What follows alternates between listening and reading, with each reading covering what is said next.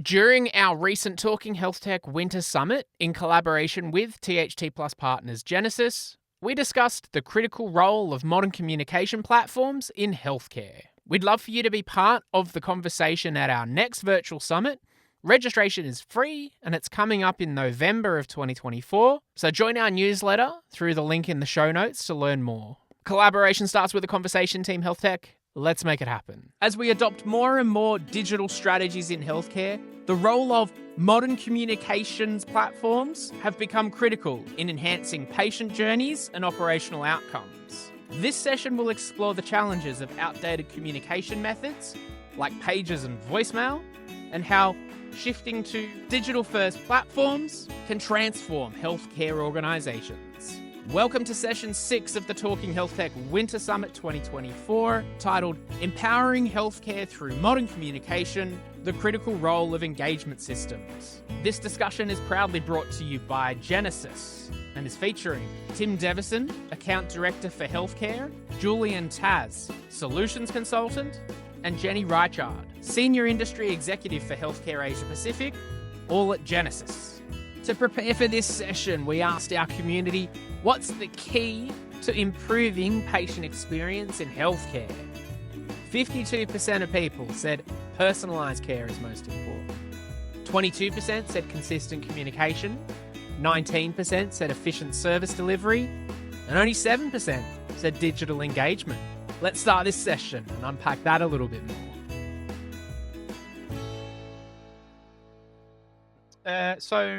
It's great to have here with me on this panel. We got Jenny, we got Tim, we got Julian joining us from Genesys. Hey all, how are you going?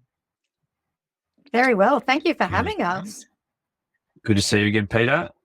Yep, always a pleasure. Looking forward. There's a few episodes of the Talking HealthTech podcast that'll be dropping soon from some of the customers of Genesys and also hearing from some of the team. But we wanted to take this opportunity as well here in the summit format to dive into this topic and how to enable some of these customer-facing things. So to talk about how customer experience is important and that patient engagement and all of those bits. So firstly, maybe to set the scene, as you're each, involved at Genesys, but also quite a lot of healthcare experience too. Let's go around the room. Jenny, do you want to give a bit more context in terms of the work you do? Absolutely. So my background is in healthcare. I come from, I guess, the weeds. I worked in cardiac rhythm management specifically for many years and have spent lots of time in hospitals and outpatient facilities, emergency rooms, operating theatres. So I got a really great understanding of what our healthcare system is all about and the great things, but also the challenges that we face. I then went overseas to do an MBA that specialized in healthcare and was all around health economics and I guess the future of healthcare, which was fantastic. Following that, I have been heavily involved in the startup community, started my own business, and ended up joining Genesys around 5.5 months ago. So I strongly believe that, one of the solutions to improving our health system is digital, hence why we're here today. And I'm really excited to create a little bit of brand awareness within the health space and introduce what we do at Genesys and how we can hopefully work with many other systems within the health system to improve that experience. Amazing. Thank you. Some great context there. And Tim, no stranger to the podcast either, or the scene. It's great to have you here.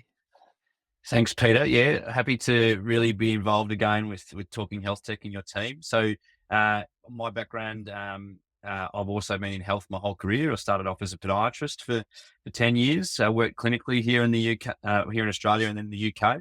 And then went into the medical sales fraternity, and then sort of the last 6 or 7 years in the digital health space. And, in echoing Jenny's sentiment, I see a really good time in the industry, a bit of a relief in the industry where the enablement of digital tools and the desire to drive digital innovation is really becoming a hot topic. I think a lot of organisations have done a lot of really good foundational work coming out of COVID to sort of embrace the idea around digital channels, and from our side in the Genesys field, the art of communication channels, pre and post and during healthcare interactions, I think is a really important stepping stone for what we see globally and what we're hoping to do locally. Yeah, absolutely. And it's great that we got Julian here too, because from what I know of Genesys, that there's multiple industry. I mean, everyone's got customers, and there's different ways that industries engage and different technologies. But Julian, you would have seen within the healthcare space some of the tools that we use in communication in healthcare include pigeons, include bits of paper and anything above. So in terms of then the capability from the technology side, and the work you do at Genesys, perhaps broadly, talk to me a little bit more about like what you do within the space and how that kind of connects in with healthcare too. So, look, from a perspective of Genesis, I've been very much in the tech space for the last 8 years overall, pretty much selling tech. And, from the perspective of healthcare, it's really about, showing organizations in the healthcare world, how to transform from, as you mentioned, paper-based, right? You come in, you need to fill in the paper to define who you are, why you're here, do you have any allergies or so forth, and what we're trying to do with the realm of healthcare is show individuals and organizations how we can transform that along the journey of making it easier, making it more efficient, and just making making it contextual, or, providing context awareness to your patient experience. And I think that's where it becomes quite important. Patient experience is becoming more important these days, where personalization is becoming important rather than somebody calling in and we're having to ask for that context. We're having to ask for the reason for the call. We can start to change it and say, hey, we know we're speaking to Julian, or hey, we know we're speaking to Tim, or we're speaking to Jenny. It's more that personal touch. Specifically, if an individual, is going through a healthcare crisis, or if there's an individual that wants information quite quickly, that is becoming more and more important. So I very much look at the technical aspect to how do we take the technology, align it to the business and align it to the industry of healthcare, and transform that whole process end to end. Yeah. Well, building on that too, and some of the points that Jenny mentioned, and your experience there within the healthcare space, outcomes are critical within the healthcare setting, and that's obviously what people want healthcare delivered for, is to get a better outcome from where they're at. These types of digital solutions, though, that's a lot of the times, and I think historically, as you would have seen in healthcare too, these have been years ago, the engagement side of getting information from patients has kind of just been quite transactional, and it's because it's been very focused on the system of record, and however you get it in, that's fine. That there's a clipboard and someone writes it in. I guess flash forward to now and some of the capability and potential, and other than just being cool, fancy ways to do it, like what are the? I'd love to get from you what the impact of some of these tools can be, that Julian touched on a bit there, of being able to be a bit more intuitive, and how that then ties in with healthcare specifically to engage with patients better. Yeah, maybe I'll go first. So I think Please. when you think about the idea of a contextual omni-channel engagement, and when we talk about omni-channel, we're talking about not only use of voice communication, but digital channels, social media channels, and particularly where AI is moving. One of our big passions around that is delivering data contextually. So in an ideal world today in healthcare organizations, a patient is calling in, and particularly for someone with complex medical care, would be calling into an organization 4 or 5 different times around one particular episode. And the ability to be able to utilize multiple channels of choice, but equally drive data through that workflow, and encompassing systems like the MR, patient record into that, and being able to stitch that together with communication or interaction pathways is a really powerful tool. I think globally we talk about, the ability to connect patient care through multiple channels of engagement increases adherence to patient outcomes by about 20 to 30%. We're certainly seeing that in a lot of the US tertiary organizations. And I think some of that is all around the idea that a patient ultimately may not necessarily want to get on the voice call and talk to their practitioner. They're more comfortable utilizing a social media channel, and that adherence to stay in that channel and deliver good information and write that back to that system of record is a really powerful tool that, for me personally, I think about life in the clinical world, that's a very disjointed mechanism manually. We're starting to see that connect and integrate nicely with technology. Maybe Jenny, do you want to sort of elaborate further on that? Yeah, absolutely. So just adding to what Tim has just said, and Pete, you asked about outcomes. I think what is really important here with that omni-channel engagement, what we're trying to do is enhance all of these fantastic new health technologies that are, now coming out to the forefront. You've heard of some of them today as part of this Winter Summit, but also in your broader podcast, you showcase so many of these fantastic technologies. We sit alongside them, and we really are an enabler and allow people to get the best out of them, so we can be that communications channel. And when we're talking outcomes, it is about the efficiencies within healthcare. So we can talk about economic outcomes, and we've got significant data behind us that we can really prove and showcase what health systems, health organizations, private, public can achieve by putting in an omni-channel engagement system. But we can also affect health outcomes. And I think that's where it becomes really interesting, because it is really about giving patients and doctors and providers information at the right time. So it's that access to the right information or the right resource at the right time, and bringing it all together. So that's the bit that we're really excited about. And we'd love to showcase that, in various case studies from around the world and also locally, because we have been able to achieve both the economic and also that health outcomes piece. Yeah, I love it.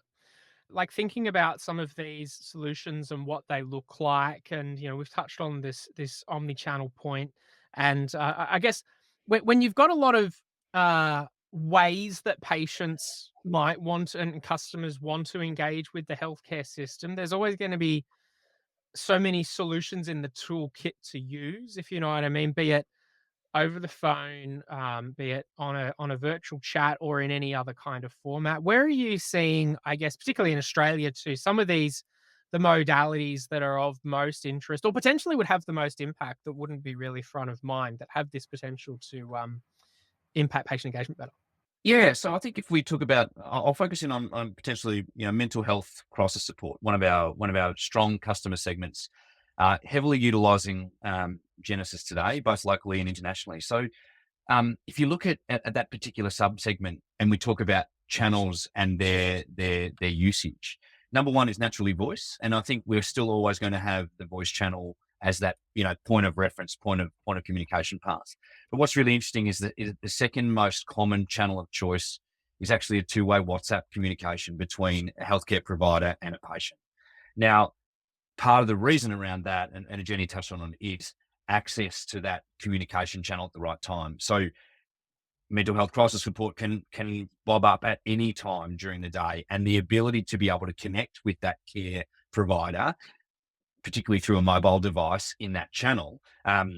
We've seen, ridiculously positive results about the ability to stay anonymous, the ability to have a two-way discussion quickly and ultimately escalate that through the right channels from the care provider perspective.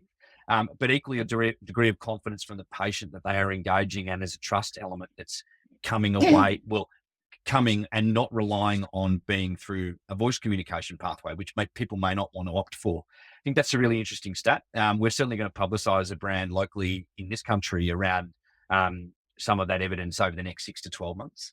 I think the other area that is starting to become more familiar, if you delve into the aged care sector, I always think about, and my parents or my grandparents, the people who are trying to access that is not necessarily the patient themselves, it's the family member who is coordinating that care pathway.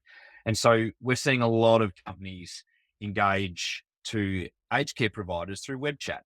And ultimately that is driven from a navigation or search mechanism on the organization's website. We know there's a flurry of information, a flurry of different pathways that people need as part of that aged care management plan. So customers now drawing on the idea of utilizing web chat instantly on a website to communicate with a customer service officer within that healthcare organization, but doing that at that point of contact. So not having to wade through more myriads of information or ultimately sitting on a phone call for 20 minutes before they can speak to somebody, engaging through web chat, obtaining that information and containing themselves within that environment. Notwithstanding the idea that if they get stuck or ultimately want to pursue that further, we're then connecting them in via voice generally, but bringing them in and bringing all of that context, all of that web chat interaction into an agent or customer service representative within that healthcare organization. So they're probably ones that we're seeing, in connections in two sort of streams of health, where really good data, but really safe and prosperous environments for both the customer or patient and the employee who's actually answering the interaction on the other end. Mm. Hey, that's an interesting one in itself too. The point you raised around in mental health, it'll be particularly important to have the option for anonymity. Yes, I got it. For the person to be anonymous. But at the same time, from a healthcare provider's point of view, you want to know, who the person is at times or at the right time. And I also think at the back somewhere in my mind, I'm thinking, well, with all of the cool tools that are available online, me as a consumer, I'm always worried about cookies and things kind of remembering who I am, and not for any other reason other than I don't want more information to be out there than it needs to be. So in terms of some of these solutions, either Jenny or Tim, and maybe Julian, I think Julian's back. We can give it a go. But in terms of balancing this need of like what the needs are versus the realities of delivering some of these solutions, how you kind of go through that, working out what's the best way with your customers. I guess the most important element, right, is where is the critical pain, right? And where is the most impact? Is it the patient experience? Is it the way that, you're delivering information to your patients? I think that's kind of where we kind of start, because, we can do so much in healthcare, we can transform so much in healthcare, but we know in the healthcare industry that risk is extremely important. Everything is risk adverse because we want to, from an SLA perspective, get back to our patients in the right time, in the right manner.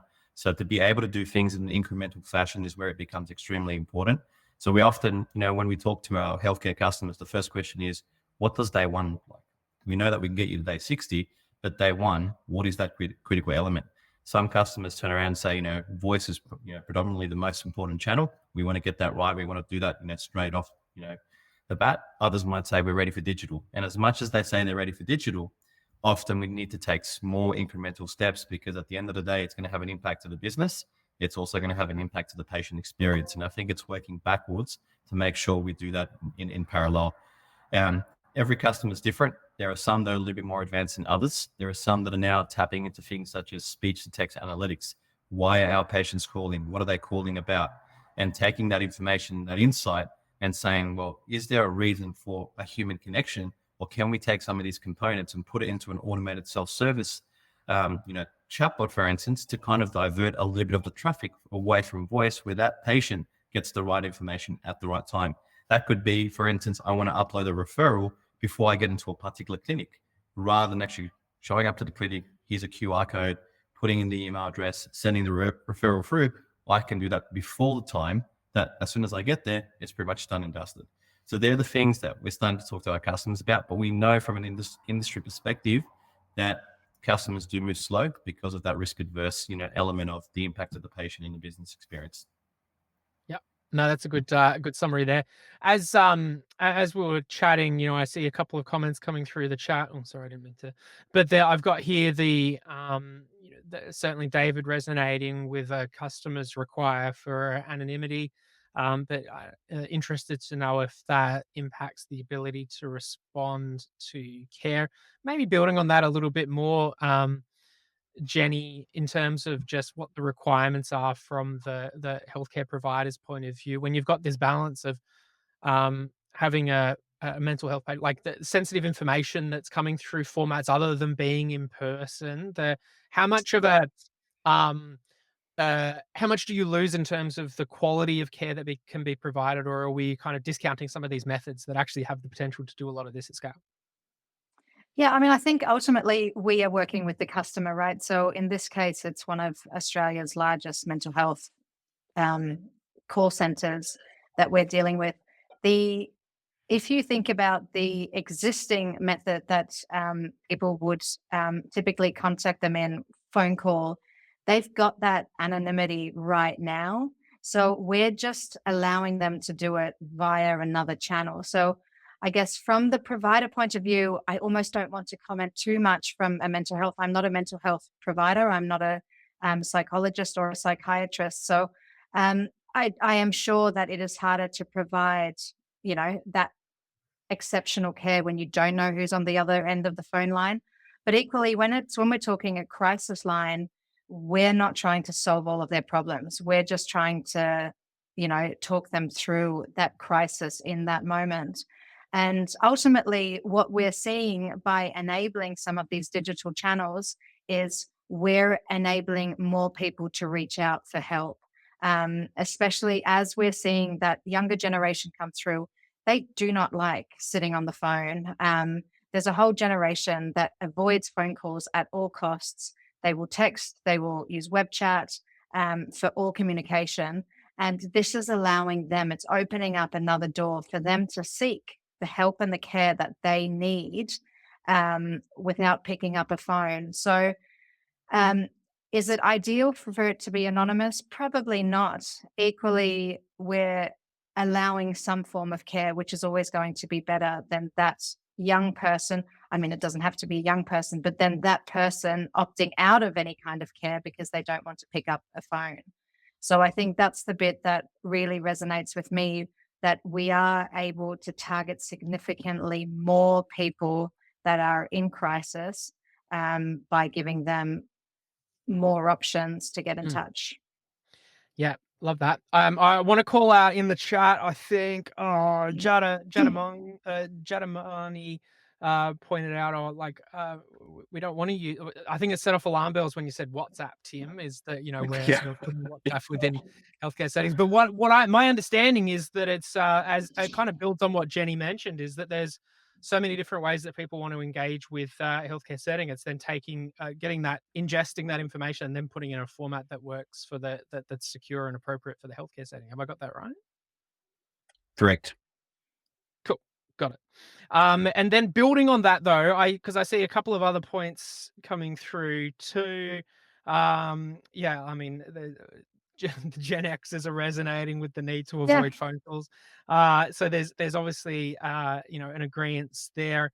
Richard has brought up an interesting point too. It's going to be important as well that we're ensuring that the modalities that people engage are appropriate for culturally and linguistically diverse people. Tim, in terms of engaging with different community needs and cultures, talk to me about the experiences that Genesys has in terms of building these tools that make sense. Yeah, so I think the approach around there, obviously, we do a lot of, we do facilitate a lot in multiple languages and multiple avenues that way. I really would have lent on Julian around this because he's probably more can speak to in terms of the technology enablement. But Genesys is a brand. We're operating in a large cohort of countries around the world, so our ability to bring in the natural languages of other countries is very, very regular for ours and for us in terms of an operation. And absolutely agree. I think the ability, communication pathways need to be offered in multiple language capability. So I wouldn't sit here and say that Genesys is only delivering English. That's not what we do. And I think probably, to Richard's point, calling that out about making that flexibility around that, that's something that we've got to continually work with our healthcare organisations about delivering those options to them. Yeah, absolutely. Jenny, anything else? Can I add to that one? So I think that's something that we do exceptionally well, if I may say so. From jumping between channels. So, I might be someone, let's say I'm not a native English speaker, and I start off with a phone call and I have a few queries around my healthcare plan, be it a chronic disease management plan, etc. And I'm finding that I'm getting a little bit lost in the conversation and I'm starting to be a little bit overwhelmed. We can then transition you, say, to a chat or to SMS, and none of the information will get lost along the way. So we have a record of everything that has been said using one communication channel, and that will go through and move over into the other communication channel. We have worked with one of Australia's largest universities where we've done the language model that Tim was talking about, where, as I said, being a university, this particular university has a very large cohort of international students. And in the chat, they might chat in their native language, and it'll come back in English, but it'll translate it automatically. So if you could do that in a healthcare setting, so again, going back to the example that I gave, if I am calling about something as complex as chronic disease management, and I'm feeling overwhelmed on the phone call because suddenly the terminology and the language barrier, if I can take that conversation over to SMS or chat, and suddenly I can speak in my own native language, and I can still effectively communicate with one of my care team members and understand the steps that I need to take and the steps that are important in my care plan, that's a very, very powerful tool. Sure. Yeah, absolutely. Love it.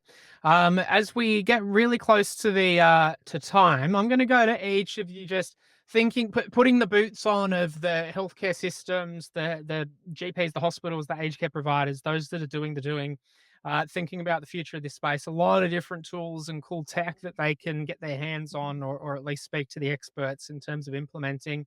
Final thoughts for them in terms of, how to stay ahead of the curve, or thinking about what the future might hold in terms of these patient engagement tools. I'm going to give Julian another go to give any final thoughts, and then we'll go to Let's Tim. hope this audio works okay. Go for it. Having some challenges, but I guess the most important piece is embrace change and do it with openness, right? Is probably the most important element, right? And if you look at the healthcare industry in general, everybody's used to doing something. They've been doing it for 10, 15 years, press one button, it works, it does a job. But in the new world of doing things, it's about embracing that change. It's about, really improving that patient experience and having that contextual information at the fingertips. That's probably the most important element that I'd probably provide to everybody on the call today. Appreciate it. Thank you. What about yourself, Tim? I think, one of the key themes we talk about at Genesys is software being part of the tech ecosystem. So how can an omni-channel engagement platform help a healthcare organization in terms of their overarching tech stack? It's important to say, Genesys at the customer facing point, we can be a communication platform. We can do multiples of channels, but equally we can play a really good role in routing of data or routing of information to the right people at the right time. We play well with a lot of other big systems, EMR, CRM, and have the ability to ingest a lot of back-end systems into the engagement platform. And I think that's a really powerful element of the Genesys tool set. Yeah, I love it. Good summary. And Jenny, final thoughts? Final thoughts. I think our healthcare system is becoming more consumer driven. Competition is rising and people understand that they have a choice. And I think I would say to health organizations, don't underestimate the power of a great experience. And that experience is not just when the patient is in front of you in a consult room or in your hospital. It starts from the first point of contact when they're on your website and all the way through from booking an appointment to that final communication. And as I said, with that clear communication, as we touched on earlier, you absolutely can affect economic outcomes and health outcomes. So I guess my big message is don't underestimate the power of very, very streamlined communication. Love it. Well, look, appreciate it, Genesys team, for refreshing the memory and opening the eyes in terms of the importance of the patient engagement side and some of the tools that exist. And looking forward to sharing more of those insights on the Talking HealthTech podcast in the coming weeks too. So thanks so much for your time. Thanks you. Everyone. Thanks, everyone. We hope you enjoyed this episode of Talking Health Tech. Make sure you like and subscribe and share this episode with someone who might find it valuable. For more information and resources about healthcare innovation, visit talkinghealthtech.com.